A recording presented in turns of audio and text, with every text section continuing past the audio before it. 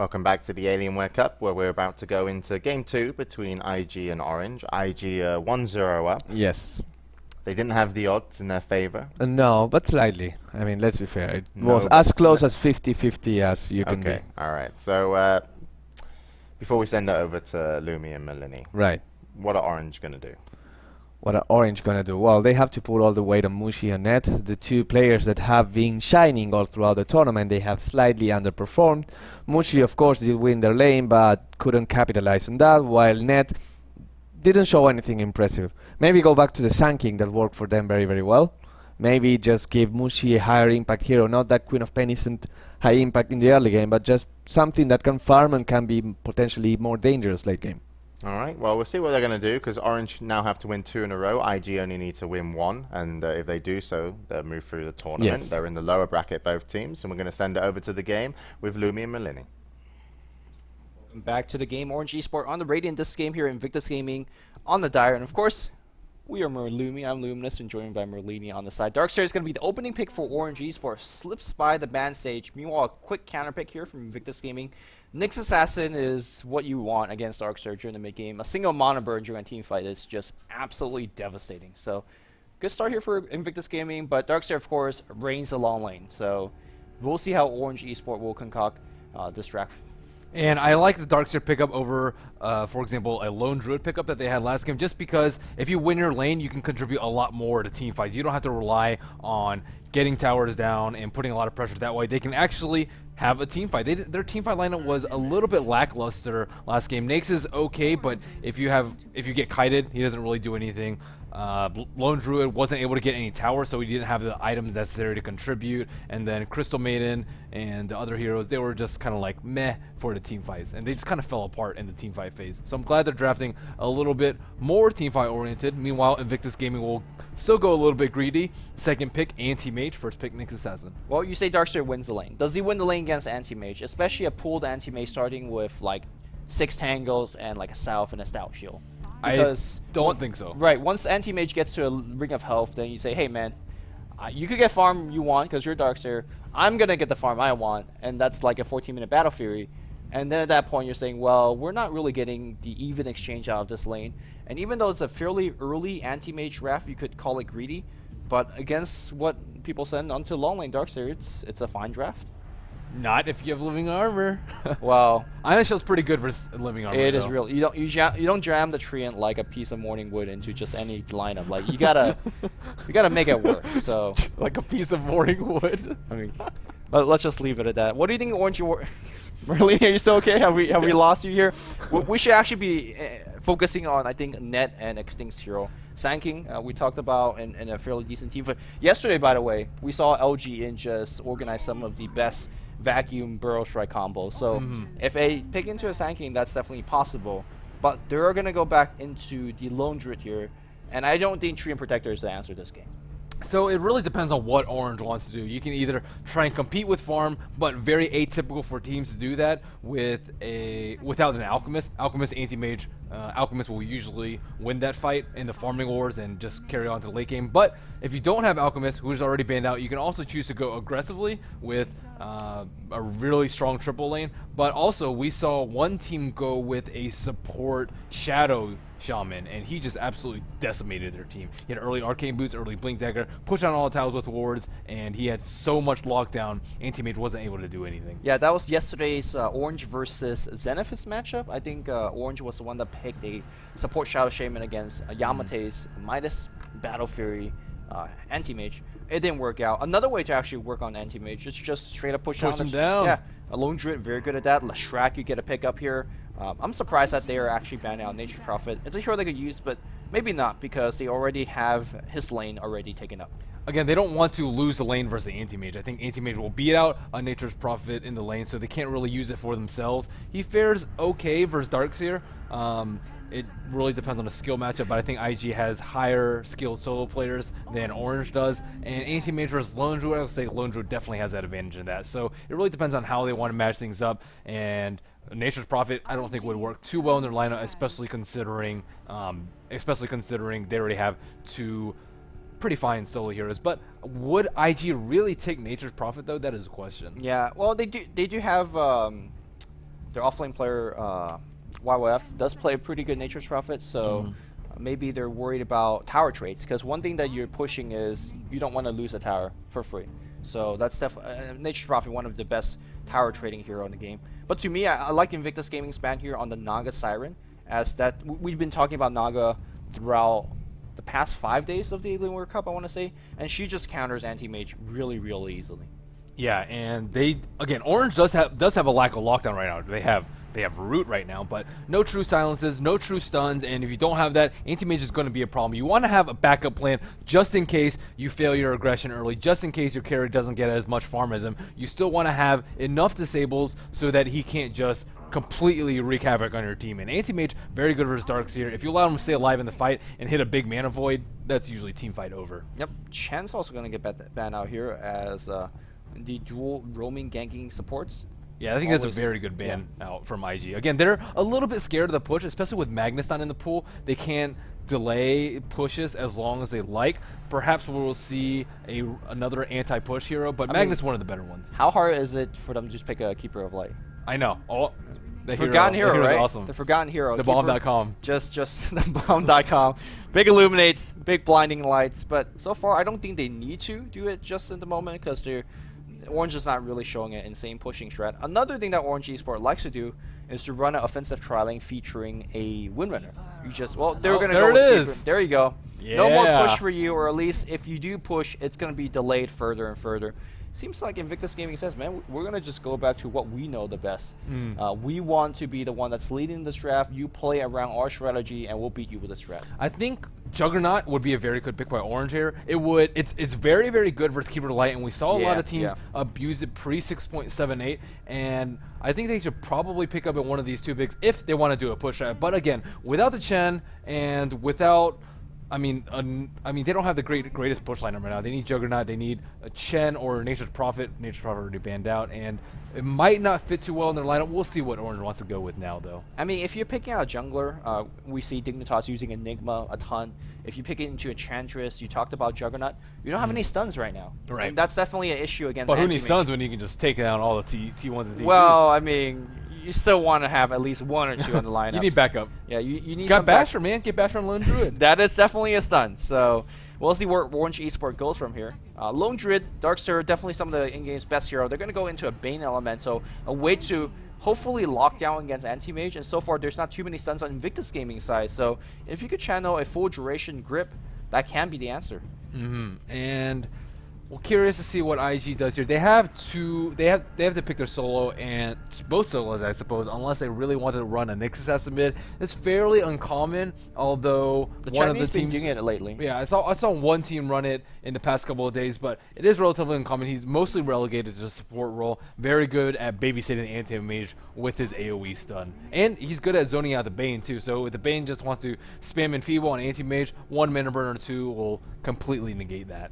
Any possibility of a Marana pick from Orange Esports? Mushi used to play it. He goes I would things like like that a lot. Shadow Blade, Arcane Boots, Rum, that kind of crazy item, kind of mid-game item build. And when you have the Nightmare to set you up in the lane, that can be possible. But right now for Invictus Gaming side, they're going to be running at the car puck, 430 puck.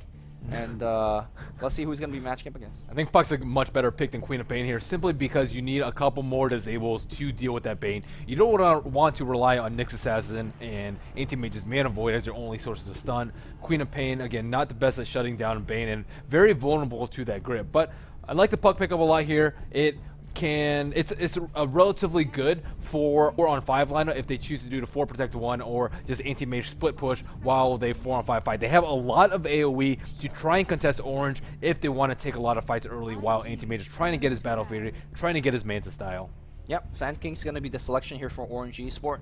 Exting, in my opinion, one of the kind of the best Sand King player nowadays. Definitely harking back to the of MYM Mania for those of you guys in chat that go back and watch some really, really old school Dota 1 action. But yeah, really impressive play. Let's see if he's going to have a similar showing. It's going to be somewhat difficult to do it against the Nyx Assassin and a Puck, though, because they have many ways to not only dodge it, but reflect those damage back to you. It's hard to get a good epicenter off. But if anybody could do it, it's definitely going to be Net. Yeah, I'm actually surprised they didn't go with the Sand King the first game, just considering how successful it's been for them this tournament. And Net's Sand King is probably the best. I've seen Chuan play it a couple of times, but I'd actually say that Net Sand King is better than Chuan's at this point. Yeah, I agree with that as well. Invictus Gaming looking for a long lane. They bound the Windrunner, and immediately Clockwork gets axed out. As Clockwork was, we saw those 2-man cogs after a hook in the last team fight. Another way to deal with the Bane Freezing Grip. So, a fairly smart ban, with the Nature's Prophet also being banned out, as well as the Magnus. What is Invictus Gaming's option here to go on the long lane? Well, Bear's gone, Darkseer's not here. They're going to go with the offensive trial lane with the Lifestealer, or do you think they're going to pull the LGD and Brax Lifestealer on the offlane solo? I think it just really depends on what Orange picks last. If you can guess a lineup, pair the Lifestealer versus the Lone Druid. Yeah, that's a free lane. That's a free lane. Or pair the Anti-Mage versus Darkseer. I think either of those are favorable, and they can win their triple lane as well as their solo lane. But it really depends on what Orange decides to run in the middle. Could it be a Darkseer solo mid? It could. I think that Puck would.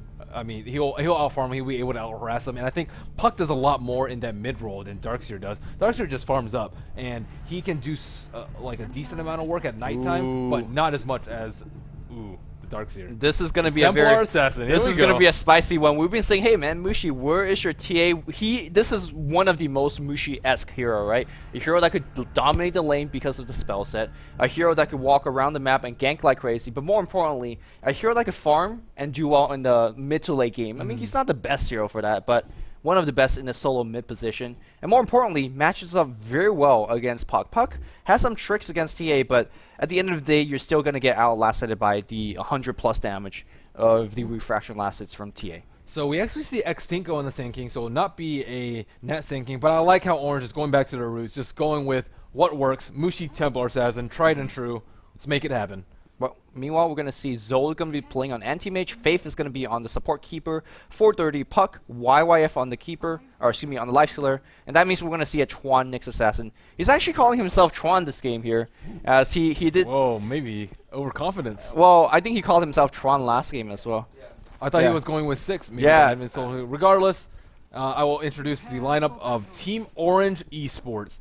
We have Mushi on the solo mid, Nyx Assassin. He got pulled even when he's rushing bottle. We have Extinct on the Sand King. That leaves Net on the Bane as part of the triple lane. And we have KYXY on the Lone Druid and Ohio on the solo offlane Darkseer. So it's going to be a Darkseer versus a solo mid Anti-Mage, or solo top Anti-Mage. Anti-Mage got pulled the Poor Man's Shield, or got pulled a ton of regen by Chuan, and he's going to buy the Poor Man's Shield. And that is our expected matchup for Anti-Mage to dominate slowly and win. Seems like Faith is going to be hanging out in the vicinity. This bear is going to scout out IG, and if they see YYF down here, I think they should rotate. They got to rotate, right? Yeah, I think they should rotate. Oh, we already see Ohio moving a little bit, but I'm not sure whether he's just checking top route or actually switching lanes. And the reason for those of you guys that are not familiar with the why Merlini is saying 1v1 matchup between the Lifestealer and the bear, and why Lifestealer wins it easily, is that Feast next to the bear, you're basically, every time you hit him, you get like, what, 50 to 80 HP back, depending on how full the HP is on the bear. It's just a ton of, it's like a free tango hit every time you regen, or close to it. And how do you beat that, right? He's sitting with 50 HP regen per hit. It's insane. But yeah, no lane switch. Oh, yep. And I think that if the lanes go as we think they're going to go, which is Doe on top versus... Ooh, Haste Rune being picked up on Zoe here. He is going to be hitting through the Iron Shot. Is he going to go for the solo kill? I think he is. He immediately skills Mana Break. And yeah, Manfight breaks out in the jungle here. I do believe Ohio is in big trouble here. But here comes Net. And I think they might be able to actually get a Brain Sap for the kill. No Brain Sap. Skills it a little bit too late. And now suddenly you have a level 1 Bane with Brain Sap. He actually doesn't do anything. Yeah, and Ohio is actually out of mana too, and this is a pretty big deal. He has a Clarity Potion, but if he can only cast 1 or 2 Ion Shells, and he's nowhere close to his bottle or his Soul Ring, Zoe is going to have the time of his life in this lane. Well, at the same time, he's out of tangos, and he's only got 1 Salve left. So if Net's going to do a fine job in terms of harassing, maybe they could kind of recoup in this particular lane. But what is KYXY going to do on bottom? Oh, they're going on it right now. No, they're just going to impale him. They don't have open... Well, Lifestealer does have access into open wounds, but I really don't think they have the damage. Yeah, Faith is just not there. Yeah. And meanwhile, I guess Ferrari's not there as well. Everybody disconnecting from IG. I hope it's not a 5-man disconnect, as the drone will go down, but... Well, a momentary pause. We could actually talk about who do you think got the better end of the drafting deal. We talked about Mushi being able to get one of his signature heroes. He's dominating on the mid lane right now, 3-1 CS to 1-0 against Ferrari. But in terms of the lane, we thought we will favor top on the anti-mage. Now in a 2v1 situation, how's it? In terms of the drafting, I think it's fairly even. Orange has a lot of strong heroes with the Lone Druid. Lone Druid and the Darkseer, but IG has a pretty strong core with the Lifestealer, with the Nyx Assassin, and with the Puck. And these three heroes can make so many things happen around the map, even and just let anti-mage farm. Again, I like their 4 heroes right now. Tons of AoE, tons of pressure that they can put out while anti-mage farms. And I slightly prefer IGs just because I think they can execute it a little bit better, but Orange is not weak by any means. Yeah, I personally like IG's lineup a little bit more as well. It's safer as well because you have everybody. What did James and Bruno think? Oh, I didn't mean to cut you off. Oh, no. Well, they're actually bringing the Sand King top. So I don't think AM's going to get the time of his life. He's got 1 salve. So he really shouldn't. And it's going to be weird if they actually do bring the Sand King top. Maybe, I'm not sure what he's going. He hasn't got any wards. But if he does go top, it could be pretty interesting for Orange, because that Lone Druid, not going to have the easiest time bottom KYXY, but he should do okay. He would survive. Yeah, but if you slow down the AM, you're doing the best you can. So I personally, I would love to see him take the Sand King top and do a tri-lane. Because it's going to be just tough. No. It will definitely force the IG supports to rotate if they do that. That's the thing. There's no other way to handle this. You can still leave the Lifestealer there, but if you just put the anti-mage solo against the tri-lane, he gets nothing.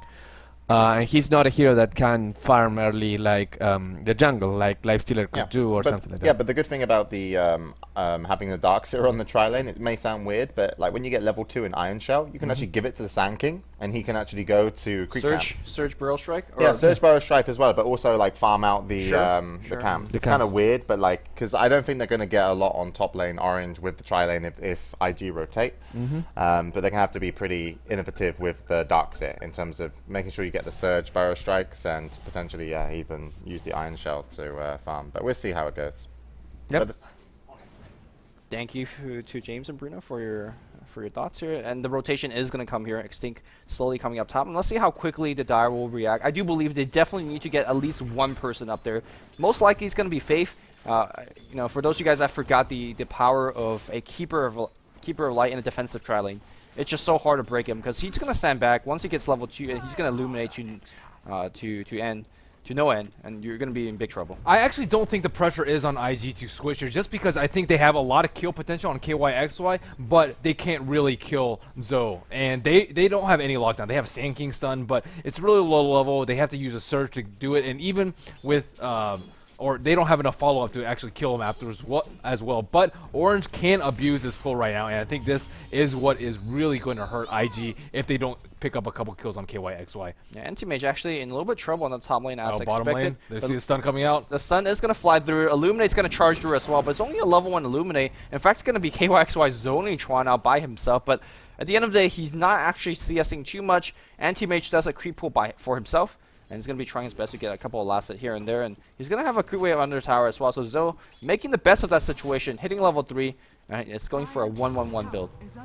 No, and he's 7-1 right now. He's doing pretty well. Doing okay. I want to say this is beautiful, but I think there's going to be a dive coming in. Nightmare's going to start through. Burrow Strike. She actually followed it up, and we're going to see Iron Shell on top. Zoe does have 1 blink. He blinks to the right, and a Surge coming out from Ohio. Nothing.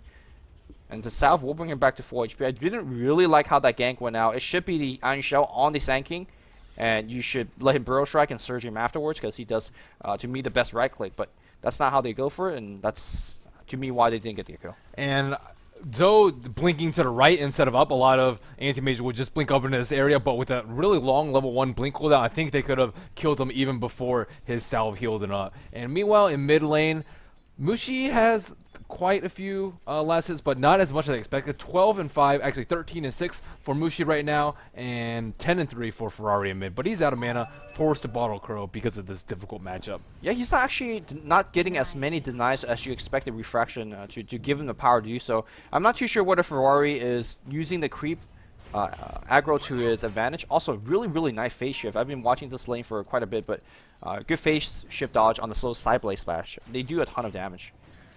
And Zoe is trying to mess with him a little bit too. You see him right-click net a couple of times, try and burn his mana down so he can't get that brain step off. But Orange is abusing this creep hole right now. Wow, Zoe's actually able to walking in against like 3 people, says, man, gonna get my last hits, no problem. He's not afraid, but he did actually was forced to actually get himself a tangle himself, and even got boots of speed first instead of the kind of the normal standard Ring of Hell first. So definitely this Battle Fury is gonna be somewhat delayed. Yeah, I think he should probably actually just sit there and block the spawn so that Orange can't use it. We saw Orange actually try and block this spawn so that Zoe can't use it, and I think he needs to do the same, just because they can get Darkseer to just take the full wave with the Ion Shell, and meanwhile the other 2 can try and zone Zoe out from trying to interfere with his neutrals, even though he got a last hit, and pick up some extra experience for themselves, really making the most out of that lane. So speaking of experience, you talk about Zoe not really needing the help because he's not going to die up top. But at the same time, don't you think you should rotate a keeper up top just to get some EXP, just from the camps maybe? Because so far they're not really killing KYXY on the bot lane. And Keeper of Light and Nyx Assassin, they're pretty level dependent supports. They're not going to do much in the mid game if they're under level. I think, again, I went back to their draft, and I think they might go on him top. Yeah, they're going to try here. Whereas the Nightmare Zoe goes out to the right. He's going to tangle up as well and just really going into the trees, and actually Net taking a ton of harass from the tower as well as the creeps. I actually don't think that Anti-Mage is the most important hero to shut down early. I think if you give the other 4 heroes enough room and space to grow in terms of gold, in terms of experience, in terms of being able to move around and do what they want, I think that the favor again really goes to IG here, because they do have such a strong 4 hero lineup without the Anti-Mage, and Anti-Mage will be able to catch up later. And meanwhile, like, Keeper of the Light is doing okay bottom. I would like to see some creep pull action from behind so that they can put a lot more pressure on this Lone Druid, and that bear is just going to go down. Yeah, they are going to really easily right-click that one. It's going to be Lone Druid that gets the last hit. That's 300 gold. Keep in mind that in the 6.78 patch change, that is a ton more gold. Oh, they have the ward there. They see him. Ooh, I thought they were going to go on yeah, right there. Well, that's no 6.7 lifestealer, as he's doing a very good job doing a little bit more damage to this bear. Impale's going to come through as well. Are they going to try to kill it a second time? If they do get to kill a second time, KYXY is not going to be able to go back in the lane at all. Illuminate's going to fire through, and a couple more hits going to do it. Impale, cool down. Phase booties. Phase boot. That's double bear down. That's like 600 gold for him. Yep. He has 1,050 gold after getting phase boots. That's better than getting a first blood. Double bear kill. Meanwhile, up the top lane, it's going to be Surge, Iron Shout, Burrow Strike against Zoe. Surge is already used. Vacuum, and he blinks to the right. Don't think you could Surge before the Burrow Strike. I like how Zoe is doing a lot of damage control in this lane. He's still doing decently on CS, considering he's against the triple lane. He's getting a hell of a lot more than KYXY, and he invested a lot into early game items. He bought a Tango and a Salve for himself. He went Tranquil Boots, and he is not playing greedy by any means. All he's trying to do is survive and get experience, and then later he'll try and catch up on farm. Meanwhile, Ferrari in mid, he's doing okay versus Mushi. Mushi really coming out ahead on last, but this is pretty much how you expect the matchup to go. And I think could be time for him to rotate around a little bit. But again, the pressure's not really on IG. I think they're getting a lot more out of this early game, even though Zoe is not getting that much. Yeah, I'm glad you point out the point about Zoe not being greedy, because a lot of players would be like, yeah, let's just get that Ring of Hell first, and then just go for the Battle Fury. But instead he's saying, I'm going for full regen. You guys try to kill me. You waste your time. You're not going to get too much. And in fact, he's actually coming in to challenge some of these creep. Let's see if he's going to get the last hit. Aggro pulling. Not going to get the last hit against Iron Shell, but good try here by Zoe. Again, harassing against the tri-lane, fairly effective. Meanwhile, KYXY, well, what's better than not farming in lane? Pulling jungle? Yeah, I mean, you got to do what you got to do, man. Right. He cannot sit in the bottom lane. And look at that. YYF actually picked up that Orb of Venom. Using his... Need that oof, man. Need that. Well, you might as well. You got a ton of gold from killing those double. One really good thing about it too is when it procs the damage on the Spear Bear, you can't actually return it. So that's a good point. It's really annoying as a Lone Druid player. IG is going to get destroyed at tier 1, and that's going to give a little bit of gold to Zoe, who's not having the best farming game up top, and of course to the Puck, who's not having the best farming game mid. And looks like Orange Esports thinking to siege the tier 1 now, as they're deciding to creep skip a little bit. Zoe coming to challenge and Mana Burn. This guy. Just not afraid of them. But here comes a Mushi. There's one blink, but it's only a level 1 blink, and that thing has a ton of cooldown. About 7 to 6 seconds left. Mushi with a double damage. 1 Mel Strike is all they need, but I think Zoe should have enough time to make it out. Whoa, Burrow Strike's gonna hit, and the Nightmare could even be not even necessary, because Mushi. Damn, I think he should have just juked to the left, as he was. Somebody's pinging him. Looks like Chuan's pinging it. Yeah. You noob, you should have went there. I wonder if Juan's saying that to his team right now. But regardless, they're still doing decently early game. 1-0 in favor of Orange. That was a 4-hero rotation. Mushi is getting a lot of farm, though. He might be very scary come mid-game. Of course, smart rotation here coming out from KYXY, using that mid-hill to his advantage. Does have the bear now. And Where's the Puck has picked up a Treads, has had a no talisman, but really haven't had the big impact. No teleport score on him. If he was able to TP up top, maybe he would have rescued his ally. With a Dream Core and maybe even get a return kill, but that's not what happened. Ferrari just really focused on that mid lane. And looks like they are warding up middle, trying to secure farm, and checking out Chuan's level. I think this is a pretty important Vendetta gang star. Huge deal to IG. He's level, just a little over level 5 right now. Faith, a little bit less than him. Still very close to level 5 and on the side of Orange. So supports a level 4 on the Sand King and level 5 on the Bane. Getting a little bit ahead because of the kill on the Anti-Mage, but still no Fiend's Grip up. Yep. Anti-Mage going to go back on the farm. Top lane, only 26 CS, but now with kind of basically everybody out of this lane, he's going to be slowly working towards that Battle Fury. It is going to be a Battle Fury, right? Or is there any possibility of maybe going for a different build? Maybe a Vlad's first? We've definitely seen it in the past. Vlad's back into like a Vid Booster. Kind of go all over the place with your item build? Or you think it's just a standard Battle Fury? I think it should be a standard Battle Fury. It could be a Vlad's, especially with the early pickup on the Tringle boost, but I do think he needs to play catch-up for him. Let his team fight 4-on-5. Let the YYF do his work, and I think it's a better choice because they need some sort of late game insurance, and Orange does not have the best late game line. Lone Druid is decent, but not versus a Lifestealer and Anti-Mage. Anti-Mage can just mint out his root, crush most of his teammates, and Lone Druid doesn't really have the lockdown nor the burst necessary to kill an Anti-Mage. And TA is decent, but she's really a snowball hero. She has a lot of burst damage, but can't actually stand up to a lot of heroes in a man fight, especially a Manta Anti-Mage. So I think once he gets his Battle Fury Anti-Mage, he can do a lot of work, and if he gets a Vlad's, it'll just hinder his farm a little bit too much, and it's already very hindered as is. Well, Mushi is definitely snowballing away as he's helped his team to get a first blood. Has picked up a haste in the bottle, so he's looking for kill. About 1,000 gold here away from his Blink Dagger, and once you do pick it up, suddenly everybody should be very dangerous, or very scared of Faith. He cannot show himself on the map. You get blinked on, you're dead. So, to a lesser extent, Nyx Assassin, if he doesn't have a good spike, he's also going to go down. So, I think Mushi's going to be the X factor for the next 5-6 minutes or so. Blink Dagger is the name of the game. I think what's really going to be important in the next 10 minutes or so are the Sand King and the Bane's performance on Orange, and the Nyx Assassin and the Puck on IG. These are really your playmaker heroes in the mid game, and you really just set things up for Templar Assassin to clean up or burst someone down during Fiend's Grip. And on the side of IG, they can make use of Nyx bombs or Puck bombs with the Lifestealer inside, and they really have the AoE stuns and the control necessary. So I'll be keeping an eye on these 4 heroes in the next 10 minutes, see where they rotate around the map, because they're going to really dictate the pace of the game. Well, it looks like we do have a slight low in the game here. IG still doing okay. Quickly check out on the gold graph here. 1,000 gold lead here for IG, as well as fairly even EXP. 1,000 gold lead just really comes down to that first tier 1 tower being destroyed. So really both teams dead even in my opinion. And comes down to which team plays well. How important was it to kill the double bear on the bot against Lone Druid? Because that's huge. Yeah, just because you really need to, you're sacrificing Zoe up top for the triple lane. He died, but only because of the rotation from Mushi, and he gets experience, but you really need to trade off something just because they're investing so much to try and keep Zoe from getting that 15-minute Battle Fury. And killing that bear twice and then getting a tower down, 600 gold in your favor, that is just massive. I actually thought the gold difference would be a little bit more in favor of IG's favor, but that first blood kind of negates most of that. Well, and of course, Orange is farming a lot better with Mushi dominating mid, with the Darkster dominating top. I just want to point out how, when's the last time we actually saw Mushi lose a lane, right? It doesn't matter the hero matchup. It doesn't matter how well the team is performing.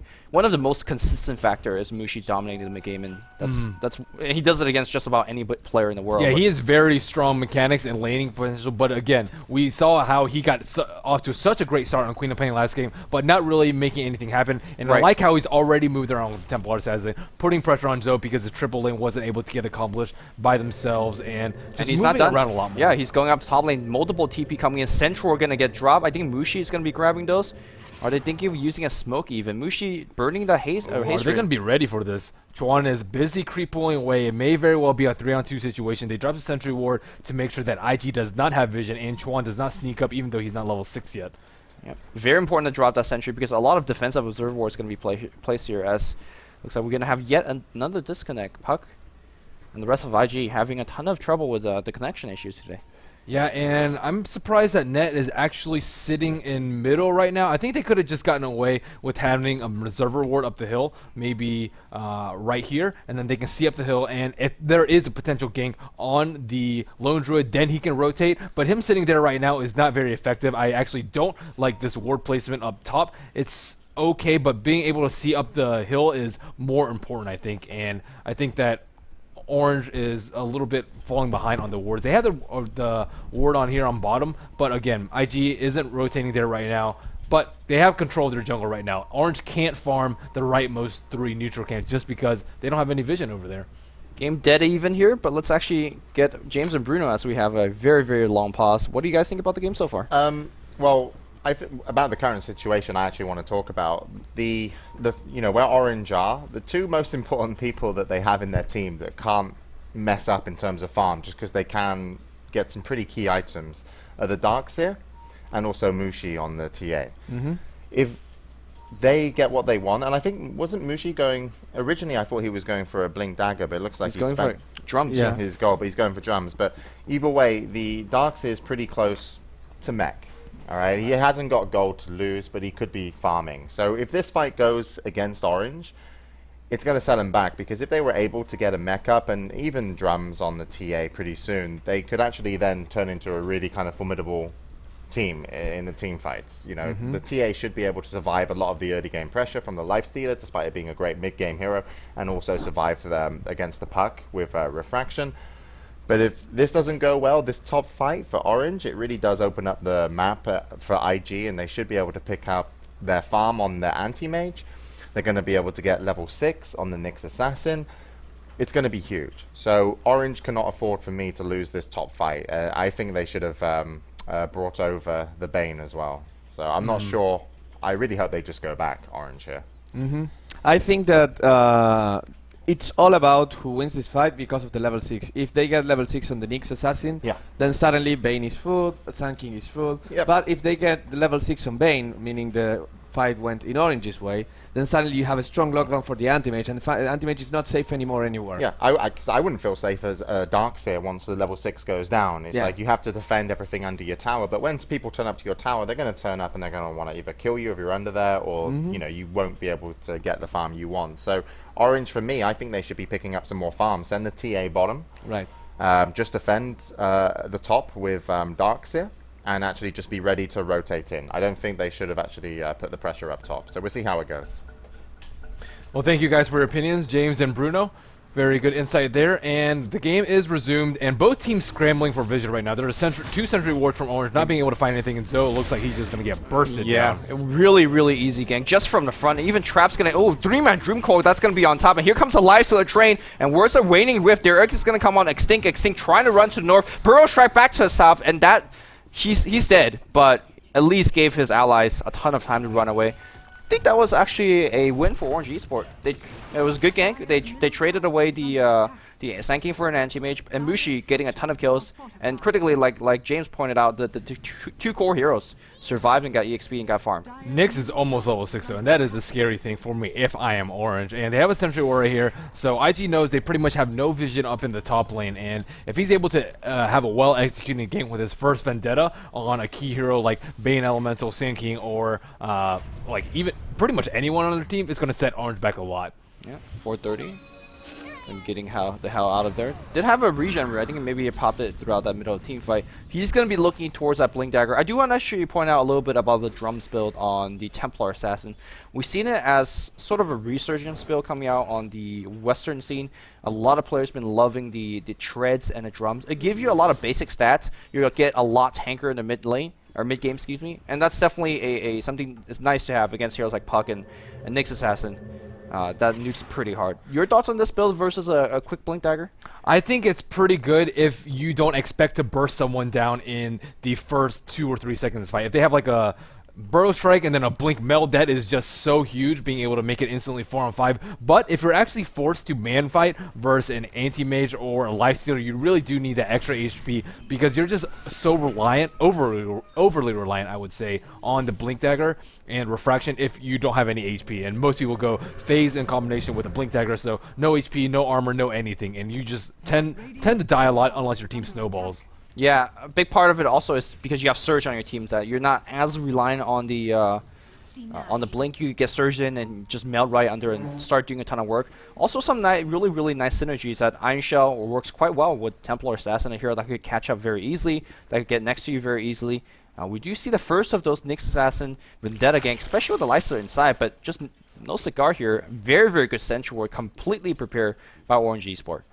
And we talked about Zoe a little bit earlier, not going the greediest build, but he's actually been sitting on like 700 goldish for quite some time. I would like for him to pick up a magic wand just because they've been focusing on him so much. Just spend a little bit more gold, hopefully buy your supports a little bit more time to rotate, whether it's Puck or the Nyx Assassin. I think that just getting a little bit more survivability and hopefully preventing a death or two would go a long way into securing the farm for an anti-mage. Yeah, he still dies to that Surge, Burrow Strike, Meld Strike combo quite easily, I have to add. So Magic Stick will definitely help out. But at the meantime, he's just kind of last sitting on the top lane away. He's going to pick up Ring of Health, so no Magic Stick just yet. But here comes that 3-man gank. They have this ward now, so IG is much better prepared. Well, the smoke is going to be used, so maybe not. And they do have Finn's Grip available. Search forward here, and if they get the grip off, he is dead.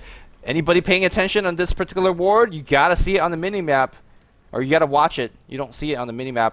Oh, we see a no, ping that's out? a ping from from Pink, so they know. Good awareness by them, but their team is pretty close. They don't actually have any way to interrupt the Fiend's Grip. Meanwhile, on the bot lane here, Radiant Rift's going to open up, unfortunately. Oh, nice TP out from Mushi. No stun available, and that was a close That bracer paying off. Oh, man. Good refraction. Instant returns. Yeah, good refraction before the TP because he would definitely die if he didn't use it. Yeah, and again, this is one of the reasons why the phase drum build is typically better or at least more prevalent now than the blink, just because it allows more room for error. If you disable his blink and have a dust or a sentry, he's pretty much just straight up dead. But if you have a little bit of extra HP, you can usually survive until your next refraction, until a TP, until you TP out, and definitely paying off for Mushi there. Yep. Quickly checking out on item progression here. Mushi does have the drums finish. How close are we towards that mech, Ohio? 400 gold with the buckler as well as headdress up, so he's fairly close. And there's just no any other item here. Lone Druid should be setting close to Maelstrom if he doesn't have it.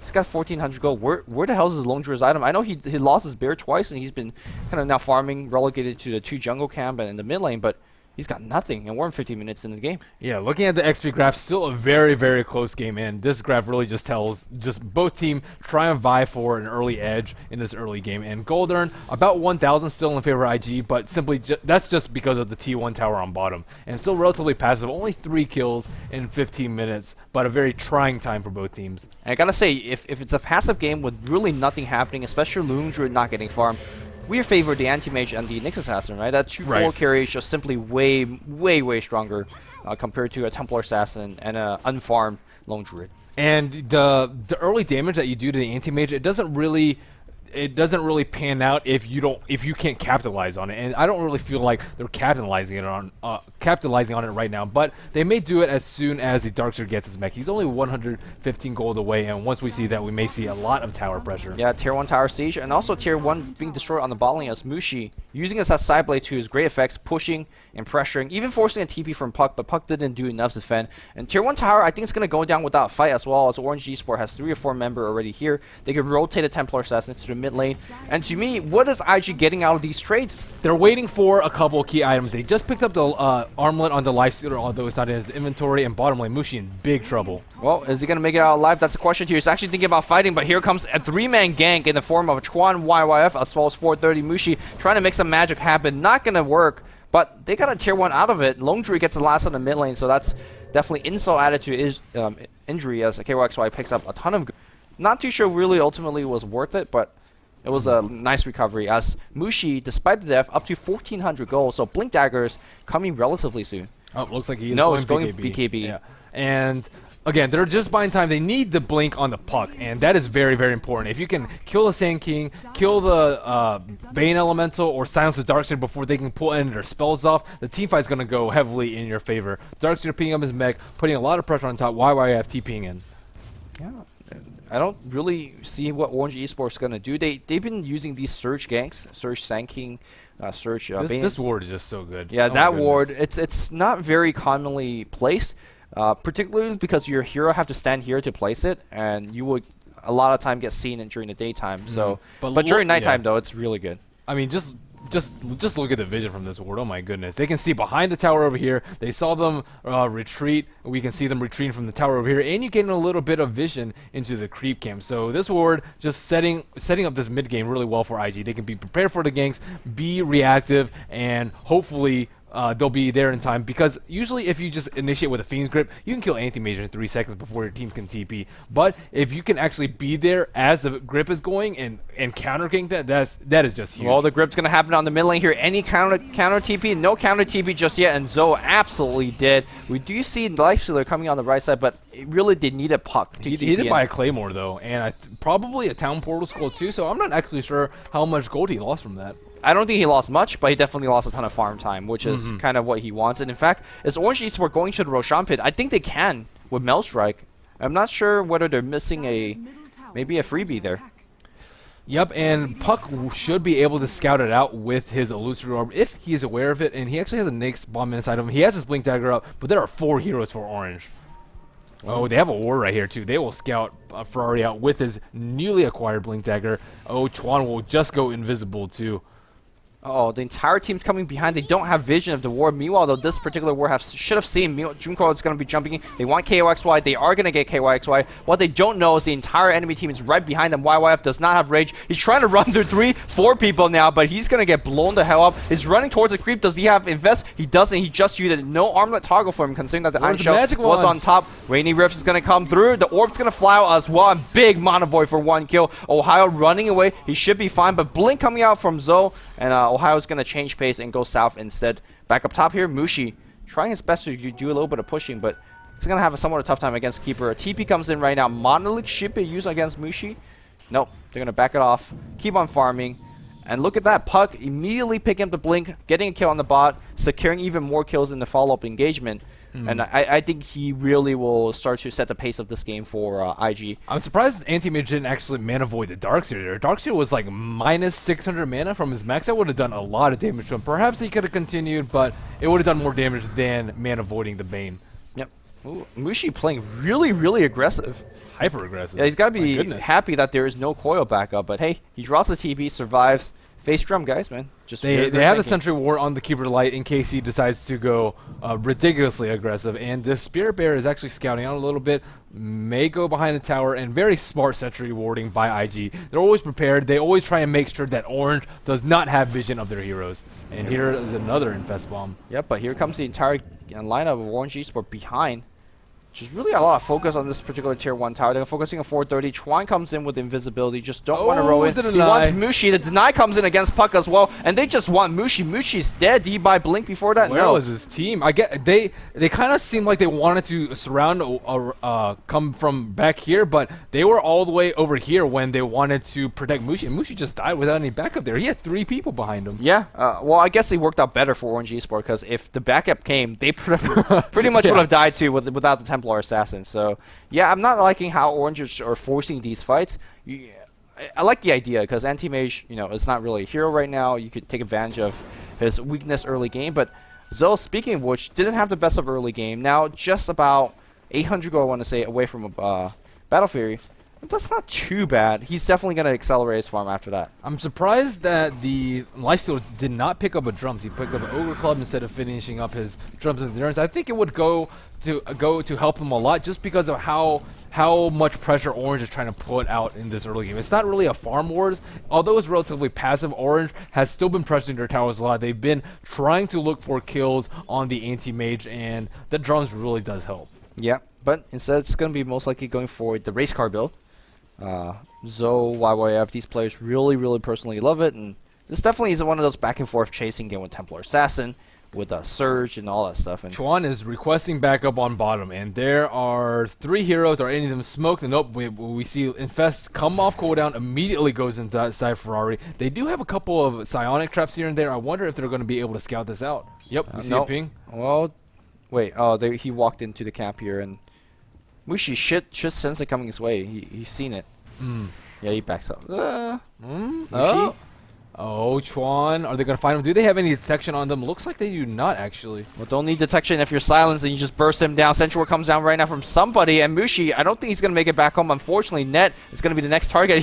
He's actually standing there with Maelstrike with a Nightmare on top, but here comes a mech from Ohio. Any Surge back out. Burrow Strike is going to hit at least on one. The Bear join the Fade. Epicenter comes in against YY as well. Does he have Infest? He doesn't have it here either. YY's going to go down. He does have the 15 wand charge. It pops it really late. Armlet toggles, going for the kill. Oh, God, it's close. And of course, he cancels it himself. Bane, man, I like the decision to go back and take the fight, but he should have done it a little bit earlier. I think that Orange should have been more prepared for that. Mushi still died, even though they knew that this was coming. I mean, if a Puck walks here, he can't take out the Ancient Stack. He's far too weak. So it's pretty obvious from Orange's standpoint that he blinked over down here. He has a payload inside of him, and maybe they just expected just Ferrari and the Lifestealer, and those two can't really burst down Mushi that fast, but with Chuan there as well, I mean, they only had Fiend's Grip. It came a little bit late, and Mushi is just dying a lot now. 1 and 3.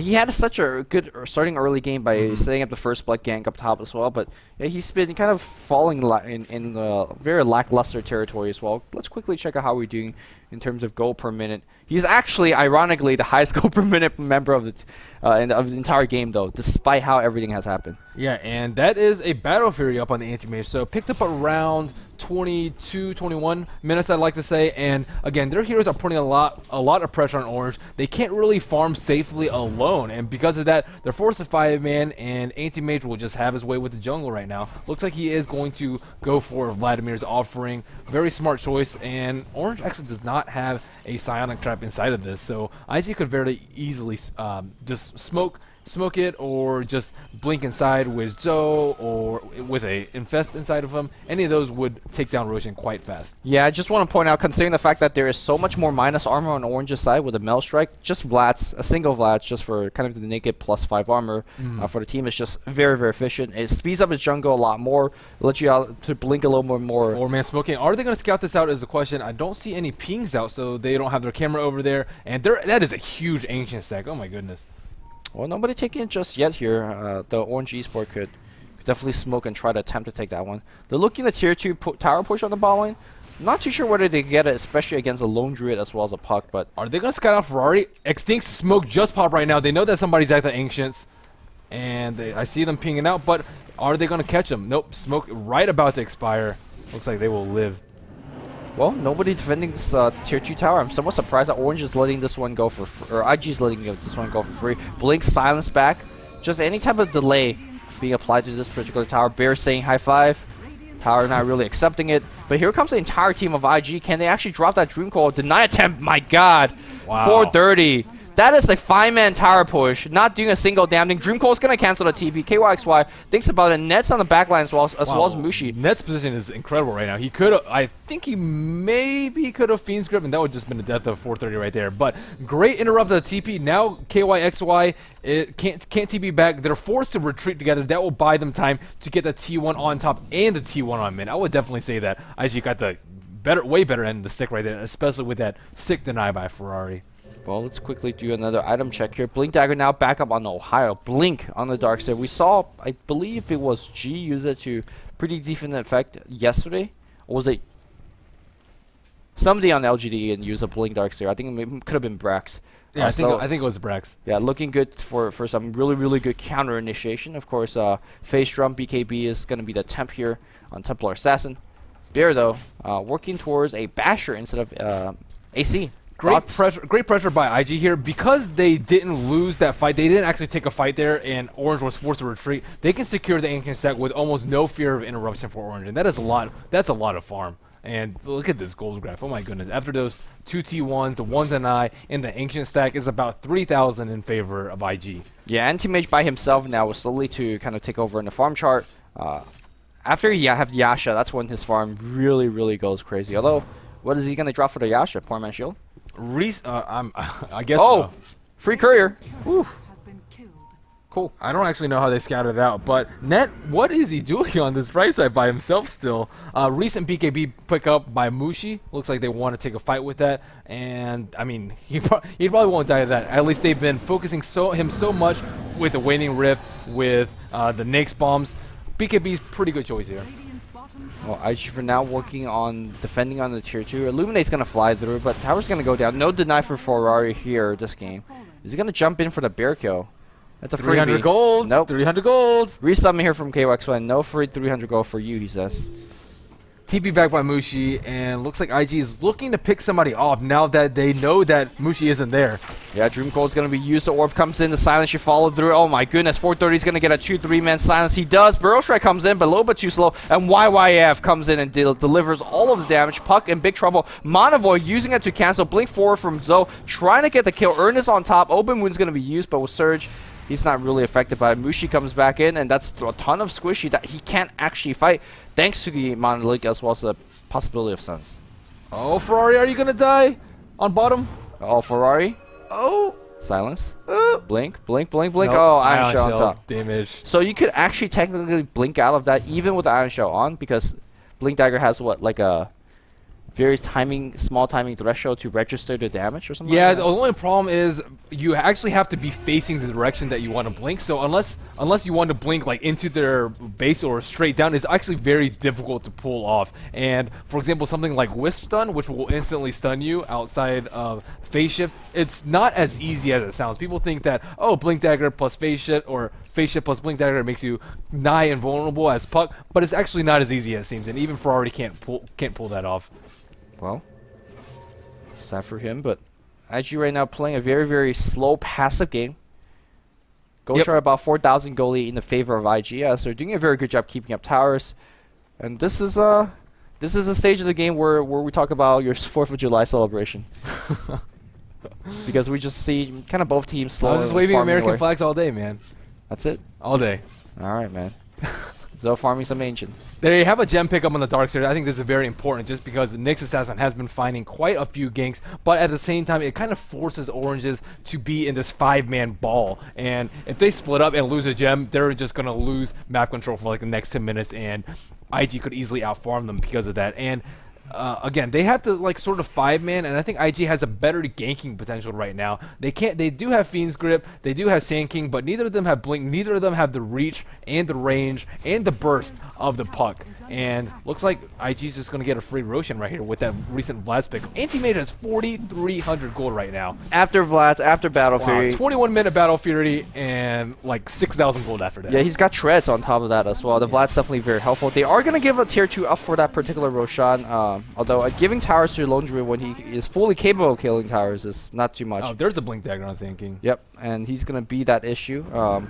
Meanwhile, are we going to go straight up high ground here from Orange East? They have to deal with Keeper Light. It is so extremely difficult, especially without a pipe yet on the Darkseer. I mean, they're just buying time. Even if they push, they have Glyph, and then they have another Illuminate that you have to worry about. Orange is just wasting their time right now. They really need to try and find some ganks, but especially with that Aegis pickup, it's very difficult for them. They're really spread thin. They've taken out all the T1s and T2s, but they don't have enough map control. They don't have enough split push. They don't have enough burst damage and ganks to take out IG. IG is pulling way far ahead. This anti-mage pick really pulling out for them.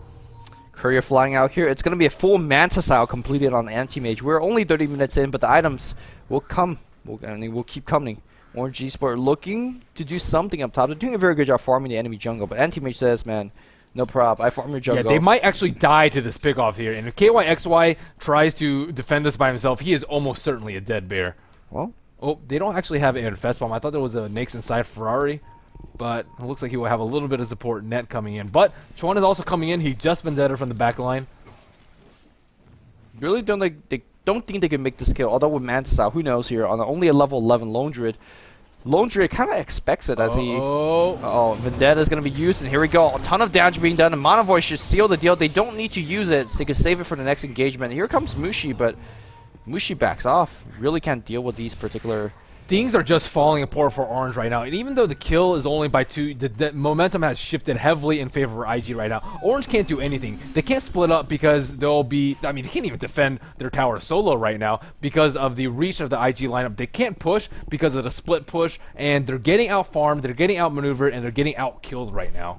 So what is Orange Esports plan? Oh, maybe it's going to start on a gank on 430 here. Everybody comes out, and of course, Grip is going to prevent 430 from doing anything, and that's a free one. Yeah, they need to try and pick off kills, try and make them a little bit scared to split push and move around the map and find these kills. They haven't been doing a great job of baiting. For example, Lone Druid is right next to his tower. They can't save him. Mushi was down here by himself. They even saw the gank coming, but if you can follow up with a vacuum wall or a sick burrow strike, epicenter combo, or even a counter sleep or fiend's grip, you can totally change around the fight. But Orange supports and their other heroes just aren't prepared. They had the farm in the early game, but not being able to take out these team fights. IG is just executing their ganks much better, moving around the map, being super efficient as well. Yeah, and the slow jungle here from IG is going to really take their supports to a decent level here. Checking out on the support overall, Sanking and Bane both level 9, and of course the IG support both level 11. So they're definitely abusing the Ancient Stack as well as jungle. A ton more Central are going to get deployed here on this particular camp, and well, Zoe's going to get confused. Again, Mushi is on TA, and he does decently with farm, but not as well as, let's say, an Anti-Mage. Again, Anti-Mage had a really, really rough start, and checking the net worth right now, he is 4,000 gold ahead. Another 4,000? Oh, meanwhile, though, Zoe in big trouble here. Can blink back out? That's a question. Mana Void's going to be used. He's trying to man fight, not going to get it off. Mushi with a haste rune here. Trap's going to be used as well, but everybody back in. Mushi, oh no, Maelstrike's not going to get the kill. Mushi hanging around. He's going to blink back out, but Anti-Mage, though, he's got the Aegis, so he doesn't really care. He comes into the fight despite being really, really low. The Urn's going to bring him back up, but Sanking dies for about 40 seconds, and that tier 2 bot, that thing's gone. Yeah, again, look at the difference in the supports from IG as opposed to Orange. Like, Mushi was dove down here about the same distance away from the T2, and IG was just so prepared for that. There is, like, look at the T3 tower. It's so far away. They just have the game sense to be prepared for the sort of game. Even if they had killed the Anti-Mage, he has the Aegis. It's not a big loss for them, and the supports from IG are just playing way better than the supports of Orange right now. They're rotating better. They're definitely ganking better. Enfeeble's going to come here on Zoe. Tries to Mantis out off. It doesn't really matter. Ooh, nice deny. This is a game of tower denies here. We saw Ferrari doing a gut bowl here, and Mushi not to be outdone. Gets a tower deny of his own. He's got the BKB crits here, so he's doing some big deeps, but he's got to make those crits first. And Spear Bear is trying to farm up, but he just can't compete on farm with his Anti-Mage. Anti-Mage, 17,000 net worth, 12,000 for Mushi, around 11,000 for KOI XY, and slowly but surely they are losing this farm or gold graph, about 7,000 in favor of IG right now. Anti-Mage is going to be a huge issue. If they get this next, Roshan and the Aegis, I'm not really sure how they're going to kill him twice. Yeah, but so far the both teams staying relatively to their side of the river. Neither one really venturing deep, and well, let's see who's going to take this particular series. For those guys that are tuning into the Alienware Cup. Oh, there's a smoke from Orange. Smoke up top here. Talk about Alienware Cup in just a bit. Mushi's going to find himself a puck. Can he action? No, blink back out. And that's a useless smoke, unfortunately. And just rage to be safe by YYF. Yeah, why not? Yeah, but so if those of you guys that are tuning into the Alienware Cup sponsored by Alienware, ourselves, MasterCard. Monster Card's a totally different thing. We are in Game 2 of the IG versus Orange series. This is a lower bracket, and if Orange loses this game, they're out of the tournament. Loser goes home today with 3,000 prize money. But Orange Esports definitely not out of this game just yet, because that Lone Druid starting to get a little bit of items on him. Yeah, if IG continues to play they have been doing, which is picking smart fights, ganking Orange's heroes that are out of position, and just securing farm from the Anti-Mage, they can win it if they try and delay and don't lose a Rax in the next 10 or 15 minutes, as well as secure Roshan. And Orange, they just really need to find picks and be prepared for these fights. Be prepared, 5-man if they try and gank with 3. We'll see something happen. Maybe on bottom. They have a ward over here. Let's see. IG has a ward right here. Recently placed. Will they scout out any of the heroes? We see a ping out, and it looks like the jig is up for Orange. Yeah, you can't really hide around the jungle too much. Lifestealer pops back out, says, I want some farm too. He does have to have his Halberg, and now 3,000 gold in the bank. It could be Abyssal Blade. In fact, Abyssal Blade, really, really good item on the Lifestealer. There's a Basher, though, finish. Yeah, not too bad either. MKB is like the cheap man's bash. Not really, because it auto bashes, but Real basher. Real Anti-mage skill. has his completed butterfly. That is scary. Yeah. And a Mystic Staff. on Mystic Ferrari. Staff. There's a second basher on the courier. I don't know who the hell these items are, but YYF has a basher. Does he have two? No, okay. For a second, I thought the armlet was a basher for a second. I was like, is he going double bash? But it's just me being tired. So Orange is just running around the map right now. They're desperately trying to find kills, but only 7 picked up in a 37-minute game. This is not what you want as a team. You want to be able to find kills, snowball, and just keep their carries down by abusing the very strong early and mid-game potential of TA. But TA's time has passed, and as we go later and later, past the 35-minute mark right now, it is Anti-Mage's real time to shine. Yeah, it definitely seems like IG is playing very similar to other teams like LG, and when they have a way to deal with particularly strong enemy solos, they just like ignore them. So they just, hey guys, I think Rattlesnake did that one day against who was it? I think it was against LGDN, but what they did was really beautiful in terms of just sometimes just hiding your heroes. If you hire heroes, they have no idea where you're at. You could be setting up ganks. That's why both teams, you can see that they're trying to have vision in front of their jungle, as well as basically AFKing farming. It's safer to farm in the jungle right now as opposed to the lane. And more importantly, you don't give away your presence. It's like, hey guys, I'm farming here. You could gank my allies. Or, hey guys, you guys should push my tower here because I don't have a TP.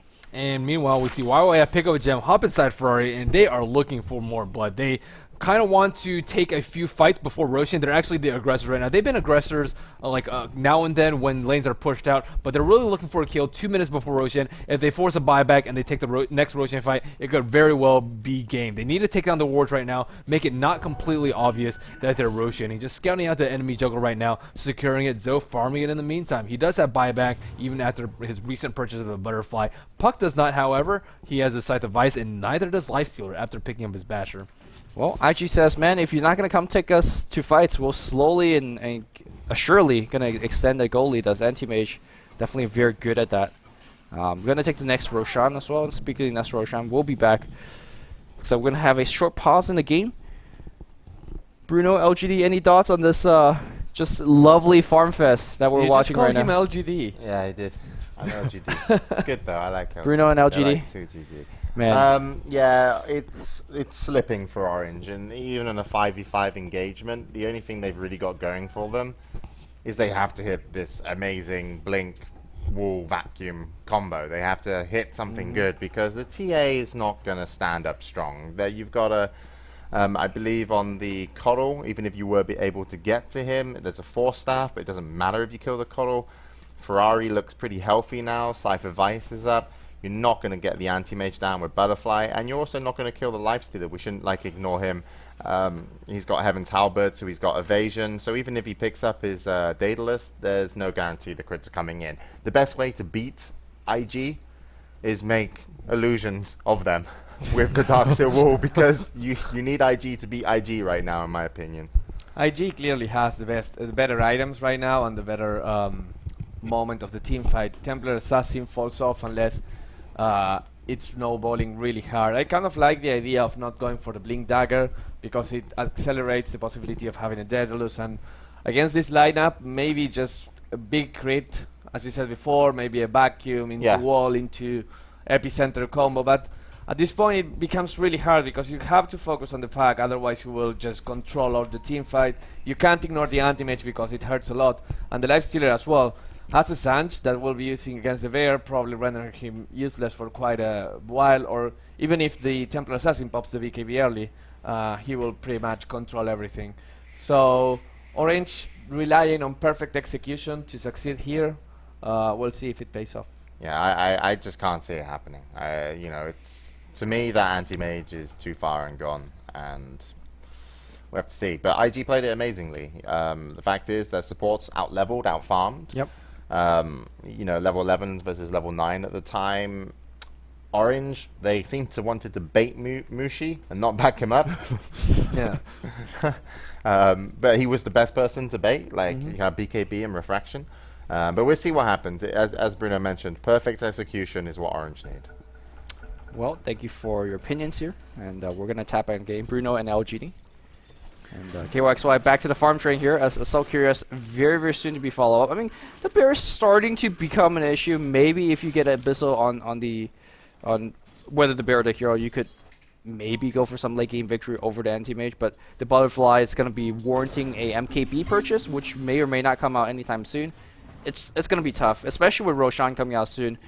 Why isn't IG farming, or why isn't IG pushing right now? They don't need to be honest. Their anti-mage is not Slickslot yet. He can get a heart right now, and then after that they can push, but he'll be like nigh unstoppable at that point. And they have the superior mobility, again, with the puck and the infest. They have the recall, and they can just really just wait for Orange to make a mistake right now. And IG, I think they've done a very good job of playing to their strengths of their lineup. For example, Nyx Assassin been finding kills with Vendetta. They've been abusing the Life Stealer Bomb. They've been using the mobility of Puck and the flash farming capabilities of the Anti-Mage. And they know that they can get away with a weaker early game on the Anti-Mage just because he can catch up extraordinarily well. And meanwhile, they're trying to abuse the weaknesses of Orange's lineup, which is TA does not scale as well as farm as Anti-Mage. Lone Druid had a really difficult time farming early, and he's not going to be able to farm as fast as a Battle Fury Anti-Mage. And even if you do, we do have the Life Stealer to just kind of own his bear. So IG just really taking advantage of the lineups. I don't necessarily think that their draft was better, but the way they're playing it and the way that they adapted versus Orange's relatively aggressive early game and picks is just really outstanding. Yeah, I'm really glad that you single out the two-player, Chuan as well as Ferrari. As if you look at their score, they are actually in charge of every single kill. 3-0 and 6 here for Chuan, and pure 9 assists on Puck. They are just absolutely involved in the 9 kills that they have. That's just one of the most impressive thing about this particular game. Orange Esports says, man, can't take you up in a straight-up team fight. Let's wrap around. Let's go for some kills. But they're going to run into Ferrari, and if Ferrari gets a silence off. Such good positioning. They're both in the fog right now. Oh, they're going to focus on Ferrari. Oh, my God. He just melts. Does he have buyback? That's a question. Good vacuum backwards. They need perfect execution. That's the lineup here. YYF gets found on the right side. That is the start they need, and they got it. But look at the reaction from Zoe. Says, man, I'm out of here. I'm actually going to start pushing your tier 2. You could go back for the Roshan, and I think that's the best they could make out of the situation. Is Orange Esports back in this game after that beautiful team play? And more importantly, they're going to take away the ages from the Anti-Mage. Yeah, I thought he was in the fog. If he had just been right here instead of just a little bit to the left, I think he was sitting right here. If he had been right here, I think the fight would have gone completely differently, because as they move up, he reveals the smoke, and then he can blink out or use a Scythe of Vice or just phase shift, and the fight would have gone completely differently, but brilliantly executed by Orange, knowing that they need to kill this Puck, and they had the blink sinking initiate to do it. Well, again, Anti-Mage takes down the tier 2 mid. This works on the tier 3 for a little bit. Actually brings it down quite low. Yeah, the tower is getting owned. Yeah, and of course tier 2 up top is pretty low as well. That was one of the most beautiful smoke gank we've seen from Orange Esports, and they're right back. I want to say they're right back in this game, but how do you kill this Anti-Mage? Once he gets his heart, I mean, he is almost unstoppable. He has 1575 HP right now. They'll bump up to around over 2500 after he gets his heart, and then he has 27 armor right now. And Daedalus or no Daedalus on Templar Assassin or Monkey King Bar or not, I just don't think they have the damage to kill him. Unless you blow absolutely everything on him, he gets like rooted after he mantas. You get a Fiend's Grip, and an Epicenter Burrow Strike, and a Meld. I mean, I don't see them taking him down. He's going to have heart very, very soon, because Zoe is just a monster with this farm right now. Look at a CS, 464. The issue is, I think they do have enough damage to kill him with double MKB on the Bear as well as Templar Assassin. Those are pretty big crits. We saw how quickly Ferrari died, right? He didn't even have any time to phase or Waning Rift or anything. I think if you get a good enough Fiend's Grip off and you have the 2 people focusing on him, Zoe can die. But to me, that's harder than landing a vacuum into an Epicenter or Burrow Strike, because there's just so many ways for IG to cancel that Fiend's Grip. You have Puck to do it, you have the Life Stealer to run in and bash you have the Nyx Assassin to do it, and now a full heart to finish, still retaining that buyback. Man, this guy is just too damn farm. He is super, super scary right now. 2844 HP, 27 armor. I mean, I just don't see them taking him down. And he's farming for a buyback right now. Buyback costs 1700 gold for him, so he only needs about 100, 200 more gold in order to be able to buy back. And then with the recall, if you focus down, you're probably not going to kill the Keeper of Light. And if you recall him in, it's pretty much a free Aegis right there. Not a free Aegis, a buyback Aegis. Well, the first of the MKB is finished. The Bear is working on the second, so actually, I'm not counting Orange Esports out yet. Their damage output is very, very scary, so that if IG missteps once, they may just lose the game straight up there, because Darkseer almost has a sheep too. Yeah. I mean, sheep takes away the evasion. So MKB or not, that's definitely a big deal as well. We talked about maybe the Wall of Illusion, Wall of Replica, could be another way against Anti-Mage. So I don't think IG's out of the woods just yet. They're still leading. They're doing quite well, leading by 7,500 gold lead. Despite losing that fight, their gold chart is still going the other direction. And it could be wise for the anti-mage to pick up BKB right now just because of the epicenter, just because of the ability to be vacuumed into that wall. I think that AM illusion will do a ton of damage, and just being able to do a lot of damage on your first 10-second BKB and win one team fight, that's really all IG needs right now. And both teams kind of converging into each other. Smoking might be happening relatively soon. Beer up top, getting ready to gank. And before we have some action going on here, well, we'll talk about action later because there's some big smoke. IG says, man, you got a good smoke. We're doing one of their own. Nope. Zoe says no. I'm going to go back to the neutrals. Bruno, 2GD. Your thoughts on this, again, the second farm phase of this game? Yeah, that's exactly what we've gone into. It's the second farm phase where actually the anti-mage is almost fully slotted. So both teams are just going to be, in my opinion, trying to get as much farm and just play as safe as possible. You can see Orange roam around as 5, IG roam around as 5, but I actually feel that Orange could get back into this game now, just based off they've almost got their Cypher Vice. And if they pick up farm and pick up some, you know, even more, no, not core items, but anti-mage killing items, it's very possible for them to actually come back into this. So anti-mage has everything he kind of needs, but maybe doesn't want to fight against the Aegis.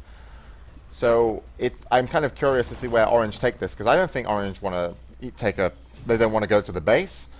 They don't necessarily want to take a fight. They just don't want IG to bring the fight to them. And so far they seem very happy, content farming. So Orange could come back into this game with some more items and levels on their supports. Sometimes when we see anti-mages playing and getting this far, you say, okay, this guy is completely invincible, he can 1v5 the enemy team, but it is not the case against Orange right now. They clearly have the damage with the Lone Druid and the Templar Assassin, they have the lockdown with the Vayne, the Dark Seer can pop an illusion that will hurt as much as the anti-mage itself.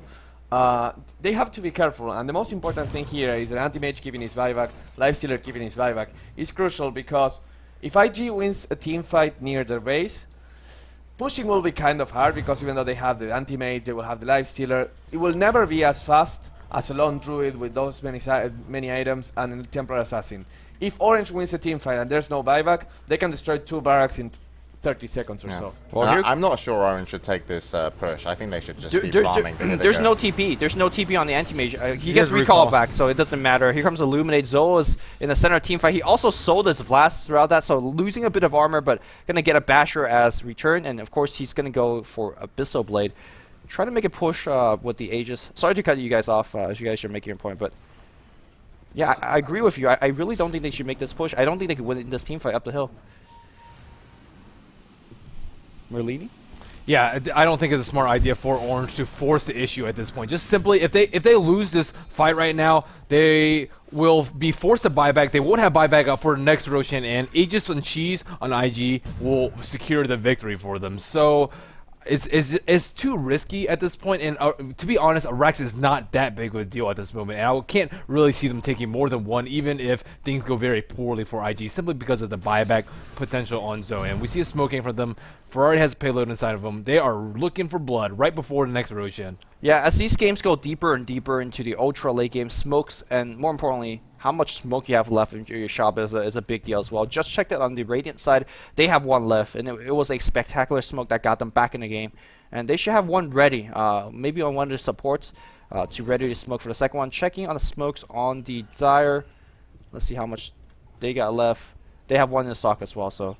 There's the MKB up on the Lone Druid, so lack of damage is not a problem. Yep. Both teams playing this very elegant dance back and forth. In terms of the item pickups here, do we have the Darkseer Hex finish? Yep, he's got it, and even 900 gold in the bank. Also, if Orange Esports really worry about the anti-mage damage output, I think you could even pick up things like Force Staff and Ghost Scepters. I don't think they're too worried at this point. Sure, he's the one that's doing the most damage as a single hero. But I think Anti-Mage is the person that's starting to become like, hey man, do I even want to take a heads-up team fight? I think he's just looking to split push, and he's just too scared to split push, because a single Hex or a single Fiend's Grip means the death of him, because if there's no ally to cancel that Fiend's Grip, it's for sure that he's dying. And 3 heroes in this game have no deaths at all this far. Ohio on the Darkseer, and the 2 supports on the side of IG, Faith on the Keeper of the Light, and Chuan on the Nyx Assassin. And, I mean, it is very difficult to not die as a support in a 50-minute game. Or a Darkseer versus the constant threat of a Nyx Assassin and the Nyx bombs. But looks like they will initiate. Oh my god, here comes Anti-Mage. He blinks in, he wants a solo kill. He wants to kill KYXY. He's low enough. They're focusing on him. So no more MKB. At least one of the Mushi's in trouble as well. Zo's looking to do more as the wall comes down. Anti-Mage, don't walk through the wall. He says, I don't care. I want Ohio. I got Ohio. Oh, Mushi's on the run, down to about half HP. Look at that. See, huge epicenter comes in. The 2 support just melts. But Anti-Mage in the middle, he's getting hit by everybody. The silence is going to hit. And Anti-Mage says, dude, Bruno, have you met me? I can 1v5. And he just did it right there. Zo gets an Ultra, wins the entire team fight. That was a beautiful epicenter, but it just didn't matter. Zo just manned how up 2 gems, relics of the fallen battle, and Zo says, man, time to win this game. Enough farming, guys. I'm done. I actually think the epicenter went on a little bit late just because Zo had already killed KYXY in that point, and that's half your physical damage output right there. Yes. And you really do need to be able to clear those Manta illusions as fast as possible because those hit super hard right now. And Anti-Mage has bought his Abyssal Blade. He is 6-slotted right now, and he has 3,500 gold on top of it. Yeah, and here comes the Feeble. That's not going to do too much blink, silence, and, well, Zo... Easy pickings here. I don't think they should be even chasing. Yeah, the Raxus is going to be falling right now, and I think IG might be knocking Orange G-Sport out of this tournament. Well, maybe not. They back off. Wow, playing is safe. Darkseer is back, and Darkseer does have Hex, and Hex will take away Butterfly Evasion, in which case Templar Assassin can shred him with the possibility of some big crits. Wow, so I'm actually very surprised that they didn't take that. I mean, me too. They had just killed someone, and I guess they had 2 people there. I guess it's unnecessary risk right now. But Anti-Mage, he's 6-slotted right now. He is absolutely 6-slotted. I guess you could switch your treads for boost of travels, but yeah. I mean, he's done, right? He's done. He's done in terms of damage, unless he wants to pick up a rapier at this point. I don't think you're in desperate need of a rapier, but Zo should be somewhat careful in this next engagement. He's fairly low in terms of mana, and mana is definitely, ironically, one of the issues. Yeah, he gets Chakra Magic up, so he should be okay now. Well, Roshan number 3's back alive. He doesn't need the Aegis, but I'm pretty sure Puck wouldn't mind one. He's carrying one of gem here. Of course, Lifestealer, we saw him relegated to more of the 3 utility role. He doesn't mind the Aegis or Cheese either. Oh, this looks like it could very well be the last fight. Ooh, Blink Silence comes in, vacuum wall on top. Beautiful start of the team fight here, but Ohio just melt down. YYF getting grip, getting silence, getting right click. But KYXY, look at the Anti-Mage. He's just tanking Mushi. He doesn't care, and he's gonna kill Mushi as well. Zo, the one-man army, the man of steels, just killing everybody. Well, nice blink out by Net, but he's gonna blink straight into YYF. Dreamcold's gonna find himself Nightmare. Net's having some nice moves, but 5-0 wipe. That is a GG. Triple kill on Zo as well. Zo is Superman. He is Superman, yeah. I mean, what can he do versus Anti-Mage versus that amount of farm? They used the grip on YYF that fight, and that just leaves Zo just completely crushed in that fight. They even got a nice engage there with a blink. Vacuum? Yeah, they had a nice engage there, but it's just not enough. The farm lead is just too big to handle. I think the gold deficit was probably around 15,000 near the end of the game, and Zo recovered quite nicely there. They had a triple lane versus him at the start. Mushi rotated top and got first blood on him, and he had 20-something, 26 minutes. CS on like 5, 6, 7 minutes. He just, I mean, again, not playing greedy, getting those little bit of items just so you can survive a little bit longer and get that XP that you need so you can get more stats so you can farm faster later. I mean, it really contributed. Wow, that farm is just insane. To me, it was the supports of IG. You talked about having 0 def in a 45-minute of farm game against Blink Sand King, Blink TA, or Templar Assassin in general against Darkseer. Just some world-class support from IG. Good ganks, and let's see what Bruno and James have to say about the game. Yeah, well, for me, Orange should never have turned up to the base.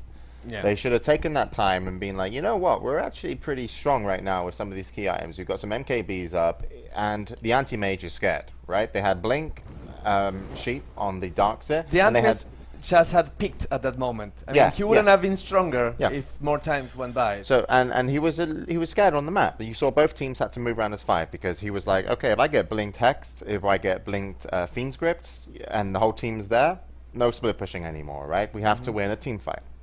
Don't give them the team fight. Don't turn up to base.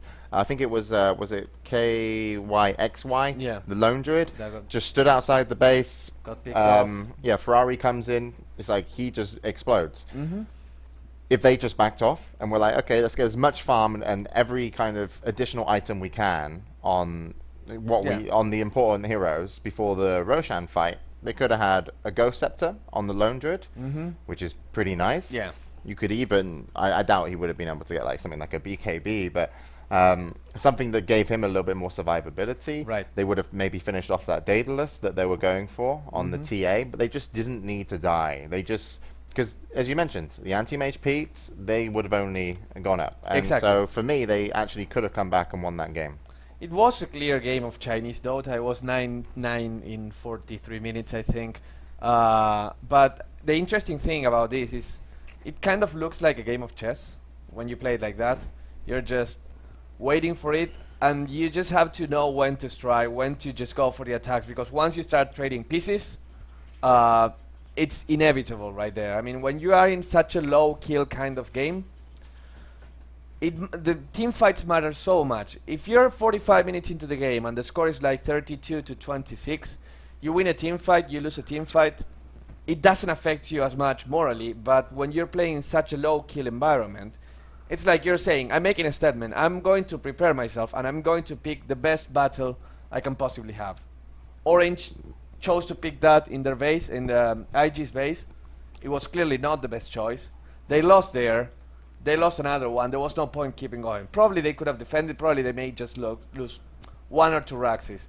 But after that, having they chosen where they wanted to play, when they wanted to fight, and couldn't, without being able to do anything about it, they knew they were lost and they just called it GG. Yeah. And to talk about some item choices again, Darkseer, I love the fact that Darkseers pick up a Blink Dagger, just because it just like, you can really get the kind of moment you want. But the big problem about a Blink Dagger this kind of game is when you're versus a Nyx Assassin. Yeah. If he pops a Spike Carapace before the vacuum, there is no combo. No. And actually we saw it once. Right. He had a 3-man vacuum, but a Spike Carapace was there. I really wish that if the Darkseer, I think it was Ohio. Or is that I hope that's correct. Ohio, yes. Shiva is amazing in terms of it slows down the AM from getting on the targets necessarily, and it can actually just give you the kind of the advantage in movement that you need for your lone druid and TA to stick on targets. Right. But you know, that's maybe too much to ask for. Maybe the lone druid should have farmed a Shiva's guard on himself and then had like even more not sure armor about that. and survivability. But yeah, it all came down to just the one fight, and it was a real shame that Orange threw away a big team fight at the front of the base, just because they're like, we got Aegis, we're meant to do something with it. And it's like, well, actually, it's kind of working just by having it, because they're a little bit concerned if they do fight you. Right. The question here is, IG lost versus Navi, now they win versus Orange. And TI2 again? No. It's we can go to that later, but before that, is IG strong again? Like, did they found their game? You can argue that they lost their lanes. Now the question is, was that by design? Is losing their lanes making them actually not such a good team and they got lucky otherwise later into the game? Or are they such a strong team that they can lose the lanes and do something that not many teams can do, which is turn games around? I think their mid game, I don't necessarily think they did anything special. I just think their mid game, they took advantage of their lineup, and their supports again found a lot more because of their lineup. I think Orange had to play just a tiny bit better in that game to win, so I'm still not like sure IG. I'm not sold on the idea that IG are like.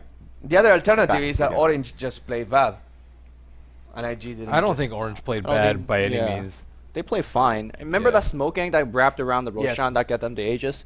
That was 2012 complexity-esque smoke gang. One behind, go smoke and go win the game. If Orange wasn't so far behind, they could have. So don't want to take anything away from IG. Their support played really well. I want to say Ferrari, I think he's the weakest player in terms of the performance so far today in the 2 games. You are laning against Mushi, arguably one of the best 1v1 player in the mid, but it felt like the impact of him wasn't really felt, at least to me. Yeah, and I think their lineup was like designed, going back to what they said, I think their lineup was designed to lose a little bit early game just because they have the anti-mage. Anti-mage is usually not going to win his lane unless you pair him versus Darkseer. He did fine against 3 people. Yeah, he did fine against 3 people, and that just really stands out to me how Zoe is a flexible carry. A lot of carries will just buckle into that pressure or play a little bit too greedily, trying to go for less hits and when you shouldn't be, or not buying enough regen and topping your HP off, and just trying to play too aggressively in the 15 minutes when you can catch up later. And their lineup was just a lot more flexible. They executed it pretty well. Again, I don't think Orange played bad by any means, but IG just had very clean play, I'd say. Squeaky clean. So the next game that we're going to have, if we bring up the brackets, is going to be, I'm going to try and remember, Tongfu versus their... even though it's up in front of me, I'm not going to look. DK. Yes. I looked. You kind of looked. Versus Donkey Kong. Yeah, so that's our next game. Versus the Dragon Knight. Again, the Versus winner will play against IG. The loser will leave. I think the losers today get $3,000. Yes, 3,000. So that's money for them. IG and DK have the potential to become one of the top 3. Sorry. No, sorry. Why did I say DK? DK and Tongfu have the possibility to become one of the top 4 in the tournament, together with IG, LGD China, and Navi. I think both these teams are clearly deserving of being there. I personally don't have any favorite. Maybe yesterday I would have said DK, but after seeing the performance that they had, I'm not entirely convinced anymore. All right, cool. You have Good. no I favorites. I don't play favorites, You don't play favorites. They're all your children. but LD is my least favorite caster. I just don't have favorite bests. You just say that because he's not here. Yes. When Lumi leaves, Where is LD? We played a game of Marana. Oh, not Marana. A game of Dota where he played Marana offlane. He was pretty drunk. He got ganked and he just walked away. I reported him. he walks away from the keyboard? I had to play 4v5. Wow. And then because he did that, the Vengeful Spirit quit. Then it was 3v5. It was just a snowball effect. And then you had a LD cast today. Yeah, it was bad. So hopefully we'll wake LD up and get him on. But of course, yeah, schedule's a bit crazy over here. We start at like 2:30 a.m. So we're about 40 minutes behind. hopefully you schedule, guys but are with us and in feeling tired, but also enjoying the game. So I guess all we have to do now is wait for the next game to start. So. Right. Our lovely admin for the Alienware Cup will probably be getting that sorted, but of course we do want to mention Alienware Cup is what you want to follow on Twitter and Facebook. And the cool thing is about this, like sometimes sponsors come in and they're like, hey, follow Alienware on Facebook, and you're like, well, you've got like 2 million followers. It's like, does it really matter? But because it's Alienware Cup on Facebook, all the followers are directly related to this cup. So when Alienware look at it, this is like their esports section of Dota 2, and they look at it and be like, was it good? Was it worth it? Should we do an Alienware Cup 2? Right. Should we give it to GodzStudio instead of Beyond the Summit? I mean, there's all these decisions they should make. But you can go on to the Facebook page. I think you got the death stare by a few people. Sorry, my mouth slipped. That's not a thing. No, but on that Facebook page, Alienware Cup, that will be a direct correlation in terms of if you guys want to see the second one, how much you liked it, and just basically for them to see the feedback, which how is much actually it really can grow cool as well, because I mean, tournaments, if they're successful, they become bigger in terms of prize pool, in terms of production value, in terms of well. But you said that before. So, you can go to facebook.com/Alienware Cup, or also on Twitter as well. And DPM will say thank you somewhere in the thread to every single buddy that posts, because she has nothing else to do. Apparently, she's just sat over there giggling. And then, of course, thank you to Alienware and also MasterCard for paying us ridiculous amounts of money for hosting. We're totally not worth it. But, you know, we've enjoyed America. We also get holidays in LA. Yeah, we already know we're not coming back for the second cup, just from this segment, so we might as well just gloat now. See you after the break for the next game.